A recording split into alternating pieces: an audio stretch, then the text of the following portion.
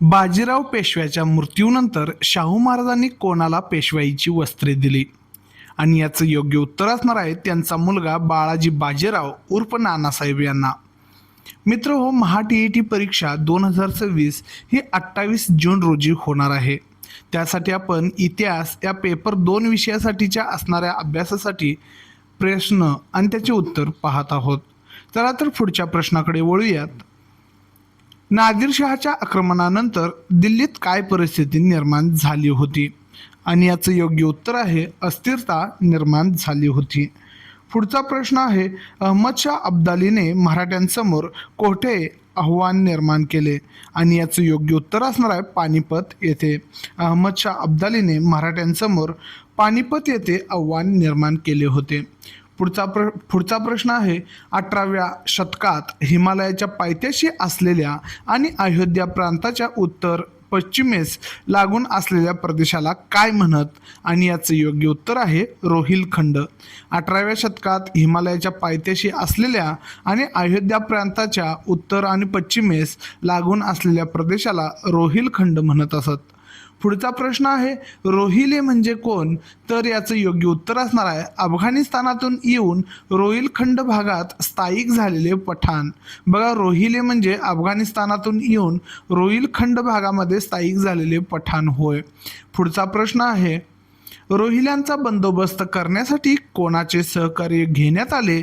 आणि याचं योग्य उत्तर असणार आहे अयोध्येचा नवाब मराठ्यांना पाचारण केले आणि मराठ्यांनी त्यांचा बंदोबस्त केला. बघा, रोहिल्यांचा बंदोबस्त करण्यासाठी अयोध्येच्या नवाबाने मराठ्यांना पाचारण केलं होतं आणि मराठ्यांनी त्यांचा बंदोबस्त केला होता. पुढचा प्रश्न आहे अफगाणिस्तानचा कोणता बादशाह भारताकडील संपत्तीकडे आकर्षित झाला होता?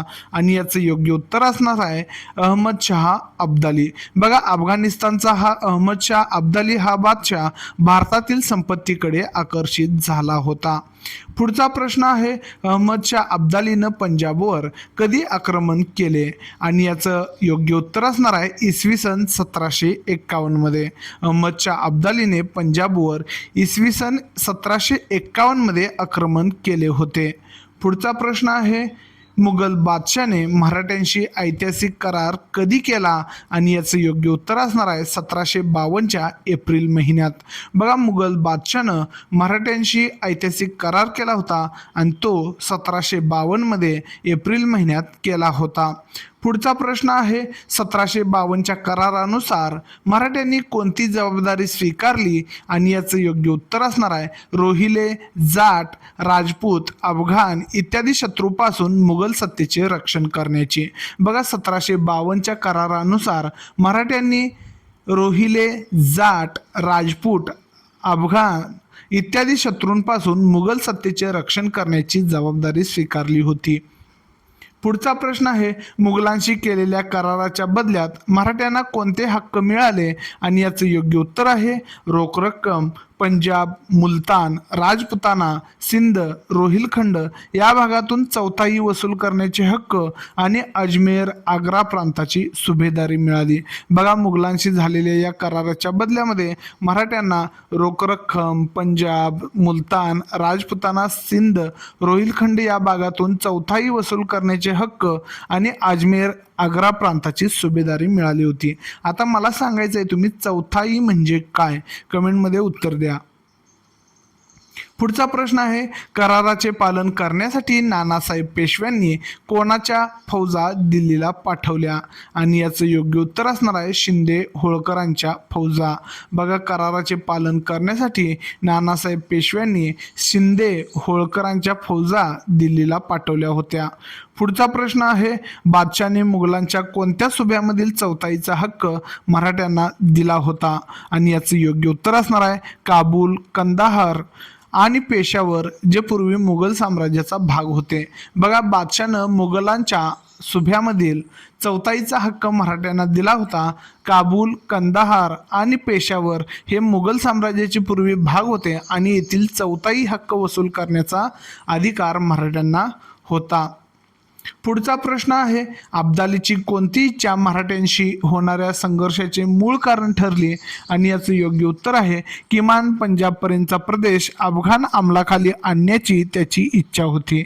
बघा, अब्दालीची इच्छा होती की पंजाबपर्यंतचा प्रदेश किमान आहे आणि अफगाण अंमलाखाली आणण्याची त्याची इच्छा होती आणि यामुळे मराठ्यांशी होणाऱ्या संघर्षाचे हे मूळ कारण ठरले आहे. पुढचा प्रश्न आहे, अब्दालीशी मुकाबला करण्यासाठी नानासाहेब पेशव्यांनी कोणाला मोहिमेवर पाठवले? आणि याचं योग्य उत्तर असणार आहे त्यांचे भाऊ रघुनाथराव. बघा, अब्दालीशी मुकाबला करण्यासाठी नानासाहेब पेशव्यांनी त्यांचे जे भाऊ आहेत रघुनाथराव यांना आणि सोबत जयाप्पा शिंदे आणि मल्हारराव होळकर यांना मोहिमेवर पाठवले होते. पुढचा प्रश्न आहे, उत्तर भारतीय स्थानिक सत्ताधीशांच्या मते दक्षिणेचे मराठे कोण ठरले? आता उत्तर भारतीय स्थानिक सत्ताधीशांच्या मते दक्षिणेतील मराठे जे आहेत ते त्यांचे स्पर्धक ठरले होते. पुढचा प्रश्न आहे, पानिपतच्या युद्धात जखमी झालेल्या मराठ्यांना कोणी मदत केली? आणि याचं योग्य उत्तर असणार आहे सूरजमल जाट आणि राणी किशोरी यांनी. बघा, पानिपतच्या युद्धामध्ये जखमी झालेल्या मराठ्यांना सूरजमल जाट आणि राणी किशोरी यांनी मदत केली होती. पुढचा प्रश्न आहे, अहमद शाह अब्दालीला हिंदुस्थानवर आक्रमण करण्याचा अधिकार कोणी दिला? आणि याचं योग्य उत्तर असणार आहे भारतातील काही कट्टरपंथीय व्यक्तींनी, ज्यांना मराठ्यांचे वर्चस्व मान्य नव्हते. बघा, अहमद शाह अब्दालीला हिंदुस्थानवर आक्रमण करण्याचा आग्रह हा भारतातील काही कट्टरपंथीय व्यक्तींनी केला होता आणि यांना मराठ्यांचं वर्चस्व मान्य नव्हतं. पुढचा प्रश्न आहे, नजीब खान हा कोणत्या जमातीचा सरदार होता? आणि याचं योग्य उत्तर असणार आहे रोहिल्यांचा. बघा, नजीब खान हा रोहिला जे होते त्या जमातीचा सरदार होता. पुढचा प्रश्न आहे, अब्दालीची भारतावरची 5वी स्वारी कोणाच्या सांगण्यावरून झाली? आणि याचं योग्य उत्तर आहे नजीब खान रोहिल्यांच्या सांगण्यावरून. बघा, अहमद शाह अब्दालीनं 5व्या वेळी जी स्वारी केली होती ते नजीब खान रोहिल्यांच्या सांगण्यावरून केली होती. पुढचा प्रश्न आहे, मराठ्यांनी पंजाब जिंकून कोटपर्यंत धडक मारली? तर आजच्या पाकिस्तान म्हणजे अटक गाव आहे किंवा अटक एक ठिकाण आहे, त्या अटकेपर्यंत मराठ्यांनी काय केलं होतं? पंजाब जिंकून धडक मारली होती. अटके पार झेंडा लावणे असं म्हण आहे बघा मराठीत. आता पुढचा प्रश्न त्याच्यावरच आहे, अटकेवर मराठ्यांचा ध्वज कधी फडकला? आणि याचे योग्य उत्तर असणार आहे इसवी सन 1758 मध्ये अटकेवर मराठ्यांचा ध्वज इसवी सन 1758 मध्ये फडकला होता. पुढचा प्रश्न आहे, अटक हे ठिकाण सध्या कोणत्या देशात आहे? आणि याचं योग्य उत्तर असणार आहे पाकिस्तानमध्ये. अटक हे ठिकाण सध्या पाकिस्तान या देशामध्ये आहे. पुढचा प्रश्न आहे, मराठ्यांनी अटकेपार कोठेपर्यंत मोहीम काढली होती? आणि याचं योग्य उत्तर आहे पेशावरपर्यंत. बघा, मराठ्यांनी अटकेच्या पुढे जाऊन पेशावर या ठिकाणपर्यंत मोहीम काढली होती. पुढचा प्रश्न आहे, पंजाबवरील पकड घट्ट करण्यासाठी पेशव्यांनी कोणाला उत्तरेत पाठवले? आता हा प्रश्न पेपर 2ला आलेला होता, TET नोव्हेंबर 2025, म्हणजे मागच्या वर्षी हा प्रश्न पडलेला आहे. बघा, काय प्रश्न आहे, पंजाबवरील पकड घट्ट करण्यासाठी पेशव्यांनी कोणाला उत्तरेत पाठवले? आणि याचं योग्य उत्तर असणार आहे दत्ताजी शिंदे आणि जनकोजी शिंदे यांना. आता हाच प्रश्न पेपरमध्ये बघा कसा पडलेला आहे, दत्ताजी व जनकोजी शिंदे यांना उत्तरेत पाठवण्यात आले कारण. आता मी तुम्हाला थोडंसं मला झूम करता येते का बघतो, म्हणजे व्यवस्थित दिसते का असं करण्याचा प्रयत्न करतो. आता इथं बघा प्रश्न आहे, दत्ताजी व जनकोजी शिंदे यांना उत्तरेत पाठवण्यात आले कारण. आणि TET नोव्हेंबर 2025 पेपर 2ला हा प्रश्न पडला होता. आणि याचे ऑप्शन बघा इथं आहेत, अब्दालीचे परिपत्य करण्यासाठी, चौथाई व सरदेशमुखी वसूल करण्याच्या संधी मिळवण्यासाठी, पंजाबवरील पकड घट्ट करण्यासाठी व नजीब खानाचे परिपत्य करण्यासाठी, आणि चौथा ऑप्शन आहे दिल्लीवर आक्रमण करण्यासाठी.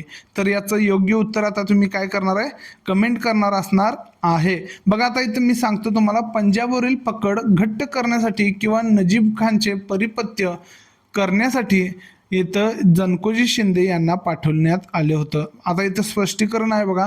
पेशव्यांनी उत्तरेत मराठ्यांचे वर्चस्व कायम ठेवण्यासाठी आणि पंजाबमधील परिस्थिती नियंत्रणात आणण्यासाठी आणि रोहिला सरदार नजीब खान ज्यांनी मराठ्यांच्या विरोधात कारवाया सुरू केल्या होत्या त्या याचे परिपत्य करण्यासाठी दत्ताजी आणि जनकोजी शिंदे यांना उत्तरेत पाठवण्यात आले होते. आता पुढचा प्रश्न पाहूया.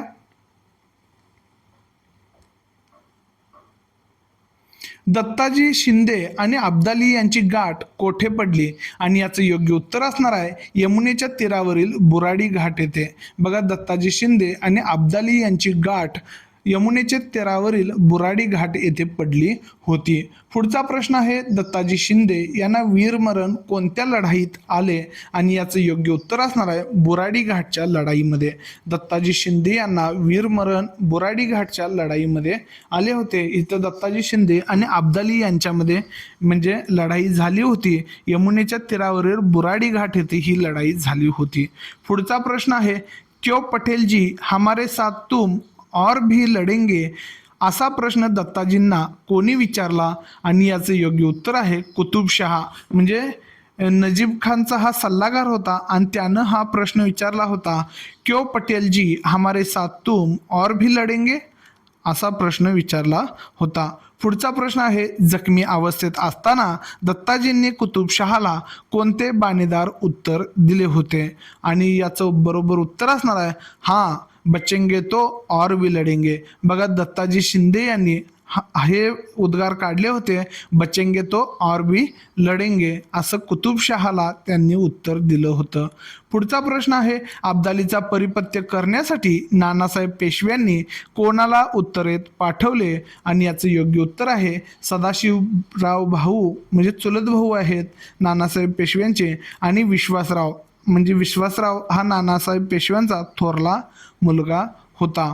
पुढचा प्रश्न आहे सदाशिवराव भाऊ हे कोणाचे पुत्र होते आणि याचे योग्य उत्तर आहे चिमाजी अप्पांचे. बघा, चिमाजी अप्पांचे सदाशिवराव भाऊ हे पुत्र होते. पुढचा प्रश्न आहे सदाशिवराव भाऊंच्या तोफखान्याचा प्रमुख कोण होता आणि याचं योग्य उत्तर आहे इब्राहिम खान गारदी. बघा, इब्राहिम खान गारदी हा सदाशिवराव भाऊंच्या तोफखान्याचा प्रमुख होता. पुढचा प्रश्न आहे सदाशिवराव भाऊंनी इसवी सन 1760 मध्ये कोणत्या लढाईत निजामाचा पराभव केला आणि याचं योग्य उत्तर आहे लातूर जिल्ह्यातील उदगीरच्या लढाईमध्ये. सदाशिवराव भाऊंनी इसवी सन 1760 मध्ये लातूर जिल्ह्यातील उदगीरच्या लढाईमध्ये निजामाचा पराभव केला होता. पुढचा प्रश्न आहे पानिपतच्या तिसऱ्या युद्धापूर्वी सदाशिवराव भाऊंनी कोणते महत्त्वाचे शहर जिंकून घेतले आणि याचं योग्य उत्तर आहे दिल्ली. बघा, पानिपतच्या तिसऱ्या युद्धापूर्वी सदाशिवराव भाऊंनी जे महत्त्वाचे शहर जिंकून घेतले होते ते दिल्ली हे शहर आहे. पुढचा प्रश्न आहे मराठ्यांचे सैन्य आणि अब्दालीचे सैन्य पानिपत येथे समोरासमोर कधी आले आणि याचं योग्य उत्तर आहे 14 जानेवारी 1761 रोजी. मराठ्यांचे सैन्य आणि अब्दालीचे सैन्य पानिपत येथे समोरासमोर आले होते 14 जानेवारी 1761 रोजी. पुढचा प्रश्न आहे पानिपतची तिसरी लढाई कोणामध्ये झाली. आता पानिपतमध्ये तिसरी लढाई ही मराठे आणि अहमदशाह अब्दाली यांच्यामध्ये झाली होती. बघा, पानिपतची तिसरी लढाई ही मराठे आणि अहमदशाह अब्दाली यांच्यात झाली होती. पुढचा प्रश्न आहे पानिपतच्या लढाईत गोळी लागून कोणाचा मृत्यू झाला आणि याचं योग्य उत्तर आहे विश्वासरावांचा. पानिपतच्या लढाईमध्ये गोळी लागून विश्वासरावांचा मृत्यू झाला होता. विश्वासरावांच्या मृत्यूनंतर बेभान होऊन शत्रूवर कोण तुटून पडले आणि याचं योग्य उत्तर आहे सदाशिवराव भाऊ. बघा, विश्वासरावांच्या मृत्यूनंतर बेभान होऊन शत्रूंवर सदाशिवराव भाऊ तुटून पडले होते. पुढचा प्रश्न आहे मराठी सैनिकांचा धीर का खचला आणि याचं योग्य उत्तर असणार आहे युद्धात आपला नेता म्हणजेच सदाशिवराव भाऊ दिसेनासा झाल्यामुळे. बघा, मराठी सैनिकांचा धीर युद्धात आपला नेता न दिसल्यामुळे किंवा दिसेनासा झाल्यामुळे खचला होता. पुढचा प्रश्न आहे, अब्दालीने मराठ्यांवर कोणाच्या साह्याने शेवटचा हल्ला चढवला? आणि याचं योग्य उत्तर आहे आपल्या राखीव आणि ताज्या दमाच्या सैन्याने. अब्दालीनं मराठ्यांवर आपल्या राखीव आणि ताज्या दमाच्या सैन्यानं शेवटचा हल्ला चढवला होता. पुढचा प्रश्न आहे, पानिपतच्या तिसऱ्या लढाईचा निकाल काय लागला? आणि यामध्ये उत्तर असणार आहे मराठ्यांचा पराभव झाला. पानिपतच्या तिसऱ्या लढाईचा निकाल मराठ्यांचा पराभव झालेला होता. पुढचा प्रश्न आहे, पानिपतच्या युद्धाचा महाराष्ट्रावर कोणता मोठा परिणाम झाला? आणि याचं योग्य उत्तर आहे महाराष्ट्रातील एक संबंध तरुण पिढी गारद झाली आणि एक पराक्रमी सरदार धारातीर्थी पडले. बघा, पानिपतच्या युद्धाचा महाराष्ट्रावर मोठा परिणाम झाला होता. त्यामध्ये महाराष्ट्रातील एक संबंध तरुण पिढी गारद झाली होती आणि अनेक पराक्रमी सरदार धारातीर्थी पडले होते. पुढचा प्रश्न आहे, नकाशानुसार, आता इथं आपल्याकडे नकाशा नाही, मात्र इसवी सन 1758 मध्ये मराठ्यांच्या सत्तेचा विस्तार उत्तरेकडे कोठेपर्यंत किंवा कोटपर्यंत झाला होता? आणि याचं योग्य उत्तर असणार आहे अटक आणि पेशावरपर्यंत. बघा, इसवी सन 1758 मध्ये मराठ्यांच्या सत्तेचा विस्तार हा अटक आणि पेशावरपर्यंत झाला होता. पुढचा प्रश्न आहे, मराठ्यांची प्रमुख सत्ता केंद्रे आणि संबंधित घराणे कोणती? आणि यामध्ये योग्य उत्तर असणार आहे ग्वाल्हेर येथे शिंदे घराणे, इंदूर येथे होळकर घराणे, वडोदरा येथे गायकवाड घराणे, धार किंवा देवास येथे पवार घराणे आणि नागपूर येथे भोसले घराणे मराठ्यांची ही सगळी प्रमुख सत्ता केंद्रे होती आणि त्याच्याशी संबंधित घराणी होती. पुढचा प्रश्न आहे, मुघल सत्ता केंद्र म्हणून कोणते ठिकाण दर्शवले आहे? आणि हे उत्तर असणार आहे दिल्ली. बघा, दिल्ली हे मुघल सत्ता केंद्र म्हणून दर्शवले जाते. पुढचा प्रश्न आहे, मराठ्यांच्या राज्याची राजधानी कोणती होती? आणि याचे योग्य उत्तर आहे सातारा. मराठ्यांच्या राज्याची राजधानी सातारा होती. दक्षिणेतील कोणते महत्त्वाचे सत्ता केंद्र दाखवले आहे? आणि याचं योग्य उत्तर असणार आहे निजाम म्हणजेच हैदराबाद हे संस्थान. बघा, दक्षिणेतील सगळ्यात महत्त्वाचे जे सत्ता केंद्र आहे ते निजाम होते, हैदराबाद येथे. पुढचा प्रश्न आहे, पूर्वेकडे मराठ्यांचे वर्चस्व कोठेपर्यंत होते? आणि याचं योग्य उत्तर आहे ओरिसातील कटक आणि बंगालमधील कोलकाताच्या जवळपर्यंत. बघा, मराठ्यांचं जे वर्चस्व आहे ते ओरिसामधील कटक येथपर्यंत आणि बंगालमधलं कोलकाता येथपर्यंत जवळपास सत्ता मराठ्यांची होती. पुढचा प्रश्न आहे, नकाशात पोर्तुगीजांच्या ताब्यातील कोणते ठिकाण दर्शवले आहे? आणि याचं योग्य उत्तर असणार आहे गोवा. गोवा हे ठिकाण नकाशामध्ये पोर्तुगीजांच्या ताब्यात दाखवण्यात आलं आहे. पुढचा प्रश्न आहे, सिद्धीच्या ताब्यातील कोणते ठिकाण पश्चिम किनारपट्टीवर दिसते? आणि याचं योग्य उत्तर आहे जंजिरा. बघा, सिद्धीच्या ताब्यामध्ये जंजिरा हा किल्ला किंवा हे म्हणजे ठिकाण होतं आणि हे पश्चिम किनारपट्टीवर आहे. पुढचा प्रश्न आहे, पानिपतच्या युद्धामध्ये साधारणपणे किती लोक मारले गेले? आणि याचे योग्य उत्तर असणार आहे सुमारे 1.5 लाख लोक. बघा, सुमारे 1.5 लाख लोक हे पानिपतच्या युद्धामध्ये साधारणपणे मारले गेले होते. पुढचा प्रश्न आहे, 2 मोते गळाली, 27 मोहरा हरवल्या हे सांकेतिक वर्णन कोणत्या युद्धाशी संबंधित आहे? आणि याचं योग्य उत्तर आहे पानिपतच्या तिसऱ्या युद्धाशी. 2 मोते गळाली आणि 27 मोहरा हरवल्या हे सांकेतिक वर्णन पानिपतच्या तिसऱ्या युद्धाशी संबंधित आहे. पुढचा प्रश्न आहे, पानिपतच्या युद्धात मराठे कोणत्या व्यापक भूमिकेतून अब्दालीशी भिडले किंवा लढले? आणि याचं योग्य उत्तर आहे परक्या अब्दालीला येथे राज्य करण्याचा नैतिक हक्क नाही आणि आपण सर्व ऐतउद्देशीय आहोत या भूमिकेतून. बघा, पानिपतच्या युद्धामध्ये मराठे हे परक्या अब्दालीला येथे राज्य करण्याचा नैतिक हक्क नाही आणि आपण सर्व ऐतउद्देशीय आहोत या भूमिकेतून ते अब्दालीशी लढले. पुढचा प्रश्न आहे, भारत हा एक देश असून त्याचा राजा कोणत्याही धर्माचा असला तरी सर्वांनी त्याला पाठिंबा द्यावा ही जाणीव इतिहासामध्ये पहिल्यांदा कोणी दाखवून दिली आणि याचं योग्य उत्तर आहे मराठ्यांनी. बघा, भारत हा एक देश असून त्याचा राजा कोणत्याही धर्माचा असला तरी सर्वांनी त्याला पाठिंबा द्यावा ही जाणीव इतिहासामध्ये पहिल्यांदा मराठ्यांनी दाखवून दिली.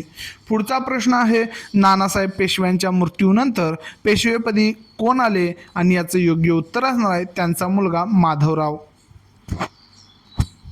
नानासाहेब पेशव्यांच्या मृत्यूनंतर पेशवेपदी त्यांचा मुलगा माधवराव आले होते. पुढचा प्रश्न आहे, पेशवा माधवरावांनी आपल्या कारकिर्दीत कोणाकोणाचा बंदोबस्त केला आणि याचं योग्य उत्तर आहे निजाम आणि हैदर अली यांचा. बघा, पेशवा माधवरावांनी आपल्या कारकिर्दीमध्ये निजाम आणि हैदर अली यांचा बंदोबस्त केला. पुढचा प्रश्न आहे, माधवरावांनी निजामाचा पराभव पैठणजवळ कोठे केला आणि याचं योग्य उत्तर आहे राक्षस भुवन येथे. बघा, माधवरावांनी निजामाचा पराभव पैठणजवळ राक्षस भुवन येथे केला. पुढचा प्रश्न आहे, हैदर अली हा कुठला सुलतान होता आणि याचं योग्य उत्तर आहे म्हैसूरचा. हैदर अली हा म्हैसूरचा सुलतान होता. पुढचा प्रश्न आहे, मराठ्यांनी हैदर अलीचा पराभव कोठे केला आणि याचं योग्य उत्तर आहे श्रीरंगपट्टणम जवळील मोती तलाव येथे. मराठ्यांनी हैदर अलीचा पराभव श्रीरंगपट्टम जवळील मोती तलाव येथे केला होता. पुढचा प्रश्न आहे, हैदर अलीने मराठ्यांना कोणता प्रदेश देण्याचे मान्य केले आणि याचं योग्य उत्तर आहे तुंगभद्रा नदीच्या उत्तरेकडील प्रदेश. बघा, हैदर अलीनं मराठ्यांना तुंगभद्रा नदीच्या उत्तरेकडील प्रदेश देण्याचं मान्य केलं होतं.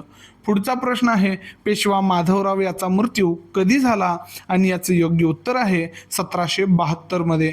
पेशवा माधवराव यांचा मृत्यू 1772 मध्ये झाला. पुढचा प्रश्न आहे, माधवराव पेशव्यांनी पुण्याचा पाणी पुरवठा वाढवण्यासाठी काय केले आणि याचं योग्य उत्तर आहे विहिरी खोदून पाणी पुरवठा वाढवला. बघा, माधवराव पेशव्यांनी पुण्याचा पाणी पुरवठा वाढवण्यासाठी विहिरी खोदलेल्या आहेत आणि पाणी पुरवठा वाढवला होता.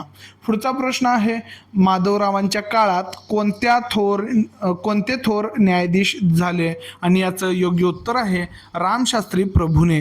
बघा, माधवराव पेशव्यांनी पुण्याचा पाणी पुरवठा वाढवण्यासाठी विहिरी खोदल्या होत्या, तर माधवरावांच्या काळामध्ये थोर न्यायाधीश हे रामशास्त्री प्रभूने होऊन गेले आहेत. पुढचा प्रश्न आहे, माधवरावांच्या काळातील प्रसिद्ध कारभारी कोण होते आणि याचं योग्य उत्तर आहे नाना फडणवीस. बघा, माधवरावांच्या काळातील प्रसिद्ध कारभारी नाना फडणवीस होते. पुढचा प्रश्न आहे, नाणी पाडण्यासाठी माधवरावांनी कोणती व्यवस्था केली आणि याचं योग्य उत्तर आहे टांकसाळाची किंवा टांकसाळीची व्यवस्था केली होती. टांकसाळ म्हणजे काय हे तुम्ही कमेंट करायचं आहे. बघा, नाणी पाडण्यासाठी माधवरावांनी टांकसाळीची व्यवस्था केली होती. पुढचा प्रश्न आहे, पेशवा माधवरावांनंतर गादीवर आलेले अल्पायुषी पेशवे कोण आणि याचं योग्य उत्तर असणार आहे नारायणराव आणि सवाई माधवराव. बघा, पेशवा माधवरावांनंतर गादीवर आलेले अल्पायुषी पेशवे म्हणजे नारायणराव आणि सवाई माधवराव होते. पुढचा प्रश्न आहे, आटकेपार झेंडा रोवणारा कोणता मराठा सरदार सत्यलालसे पोटी इंग्रजांच्या आश्रयाला गेला? बघा, आटकेपार झेंडा रोवणारा मराठा सरदार सत्तालालसे पोटी इंग्रजांच्या आश्रयाला गेला होता आणि त्यांचं नाव रघुनाथराव. पुढचा प्रश्न आहे, मराठे आणि इंग्रज यांच्यातील युद्धाला कोणते मुख्य कारण ठरले आणि याचं योग्य उत्तर आहे रघुनाथराव सत्तालालसे पोटी इंग्रजांच्या आश्रयाला जाणे. बघा, मराठे आणि इंग्रज यांच्यातील मुख्य कारण आहे ते म्हणजे रघुनाथराव सत्यलालसे पोटी इंग्रजांच्या आश्रयाला जाणे होते. पुढचा प्रश्न आहे, हैदर अलीचा मृत्यू कधी झाला आणि याचं योग्य उत्तर आहे 1782 मध्ये. हैदर अलीचा मृत्यू 1782 मध्ये झाला होता. पुढचा प्रश्न आहे, हैदर अलीच्या मृत्यूनंतर म्हैसूरचा सुलतान कोण झाला आणि याचं योग्य उत्तर असणार आहे त्याचा मुलगा टिपू. बघा, हैदर अलीच्या मृत्यूनंतर म्हैसूरचा सुलतान त्यांचा मुलगा टिपू झाला होता. पुढचा प्रश्न आहे, टिपू सुलतान हा योद्धा असण्याबरोबरच इतर कोणत्या क्षेत्रात निपुण होता आणि याचं योग्य उत्तर आहे तो विद्वान आणि कवी होता. बघा, टिपू सुलतान हा योद्धा होताच आणि त्यासोबत तो विद्वान आणि कवी देखील होता. पुढचा प्रश्न आहे, टिपू सुलतानने इंग्रजांच्या वर्चस्वाला हादरा देण्यासाठी कोणाशी संधान साधले होते आणि याचं योग्य उत्तर आहे फ्रेंचांशी. बघा, टिपू सुलतानने इंग्रजांच्या वर्चस्वाला हादरे देण्यासाठी फ्रेंचांशी संधान साधले होते. पुढचा प्रश्न आहे, टिपू सुलतानचा मृत्यू कधी झाला आणि याचं योग्य उत्तर आहे इसवी सन 1799 मध्ये इंग्रजांविरुद्ध एका युद्धात. आता बघा, टिपू सुलतानचा मृत्यू इसवी सन 1799 मध्ये झालेला आहे आणि इंग्रजांबरोबर युद्ध खेळत असताना झालेलं आहे. पुढचा प्रश्न आहे, पानिपतच्या पराभवानंतर उत्तर भारतात मराठ्यांची सत्ता पुन्हा प्रस्थापित करण्यासाठी पेशवा माधवरावाने कोणत्या सरदारांना पाठवले आणि याचं योग्य उत्तर असणार आहे महादजी शिंदे, तुकोजी होळकर, रामचंद्र कानडे आणि विसाजी पंत बिनीवाले. बघा, कोण कोण आहेत नावं? महादजी शिंदे, तुकोजी होळकर, रामचंद्र कानडे आणि विसाजी पंत बिनीवाले अशी उत्तर आहेत. पुढचा प्रश्न आहे, मराठ्यांच्या फौजांनी उत्तर भारतात कोणाचा पराभव केला आणि याचं योग्य उत्तर आहे जाट, रोहिले आणि राजपूत यांचा. बघा, मराठ्यांच्या फौजांनी उत्तर भारतामध्ये जाट, रोहिले आणि राजपूत यांचा पराभव केला होता. पुढचा प्रश्न आहे, मराठ्यांनी कोणत्या मुघल बादशाला आपल्या आश्रयाखाली दिल्लीच्या तख्तावर बसवले आणि याचं योग्य उत्तर आहे बादशाह शाह आलम यास. बघा, मराठ्यांनी आपल्या वर्चस्वाखाली किंवा आपला आश्रय देऊन दिल्लीच्या तख्तावर बादशाह शाह आलम यास बसवले होते. पुढचा प्रश्न आहे, पानिपतच्या युद्धानंतर अब्दालीच्या वारसदारांनी भारतावर पुन्हा आक्रमण का केलं नाही आणि याचं योग्य उत्तर आहे कारण त्यांना आर्थिक लाभ फारसा झाला नाही आणि उत्तरेतील अराजकतेला आवर घालण्याचे सामर्थ्य केवळ मराठ्यांमध्येच आहे हे त्यांना उमजले होते. बघा, पानिपतच्या विजयानंतर अब्दालीच्या वारसदारांनी पुन्हा भारतावर आक्रमण केले नाही कारण त्यांना आर्थिक लाभ फारसा झाला नाही आणि उत्तरेकडील अराजकतेला आवर घालण्याचे काम किंवा सामर्थ्य केवळ मराठ्यांमध्येच आहेत हे त्यांना उमगलं होतं. पुढचा प्रश्न आहे, उत्तरेच्या राजकारणामध्ये मराठ्यांना पुन्हा उभे करण्यात कोणाचा सिंहाचा वाटा होता आणि याचं योग्य उत्तर असणार आहे मल्हारराव होळकर, अहिल्याबाई होळकर आणि महादजी शिंदे. बघा, उत्तरेच्या राजकारणामध्ये मराठ्यांना पुन्हा उभे करण्यामध्ये मल्हारराव होळकर, अहिल्याबाई होळकर आणि महादजी शिंदे यांचा सिंहाचा वाटा होता. पुढचा प्रश्न आहे, पेशवे घराण्याची सुरुवात कोणापासून झाली आणि याचं योग्य उत्तर असणार आहे बाळाजी विश्वनाथ. पेशवे घराण्याची सुरुवात बाळाजी विश्वनाथ यांच्यापासून झाली होती. पुढचा प्रश्न आहे, बाजीराव पहिला यांचे भाऊ कोण होते आणि याचं योग्य उत्तर आहे चिमाजी अप्पा. चिमाजी अप्पा हे बाजीराव पहिला यांचे भाऊ होते. पुढचा प्रश्न आहे, सदाशिवराव भाऊ हे कोणाचे पुत्र होते आणि याचं योग्य उत्तर असणार आहे चिमाजी अप्पांचे. पुढचा प्रश्न आहे, बाजीराव पहिला यांना किती पुत्र होते आणि याचं योग्य उत्तर आहे बाळाजी उर्फ नानासाहेब, रामचंद्र, रघुनाथराव आणि जनार्दन, म्हणजे एकूण 4 मुले किंवा 4 पुत्र होते. पुढचा प्रश्न आहे, पेशवा नानासाहेबांचे पुत्र कोण होते आणि याचं योग्य उत्तर आहे विश्वासराव, माधवराव पेशवा, यशवंतराव आणि नारायणराव पेशवे. बघा, पेशवा नानासाहेब यांचे पुत्र विश्वासराव, माधवराव पेशवा, यशवंतराव आणि नारायणराव पेशवे होते. पुढचा प्रश्न आहे, सवाई माधवराव हे कोणाचे पुत्र होते आणि याचं योग्य उत्तर आहे नारायणराव पेशव्यांचे. सवाई माधवराव हे नारायणराव पेशव्यांचे पुत्र होते.